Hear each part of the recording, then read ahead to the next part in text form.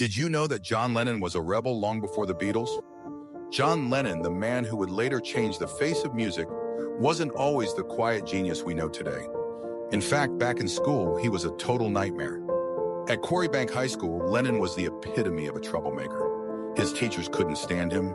His report cards were filled with complaints about his constant disruptions, his sarcastic comments, and his complete lack of interest in most subjects.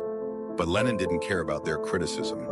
Instead of focusing on academics, he spent his time mocking his teachers by drawing offensive cartoons and passing them around the classroom. He'd skip classes to smoke cigarettes with his friends, and his grades were disastrous, except for art and English. Those were the only subjects where he felt any real passion. One of his teachers even said he'd never amount to anything in life, and at the time, it seemed like he was right. He was expelled at 15 and his future seemed bleak. But Lennon had a vision, one that no teacher could see.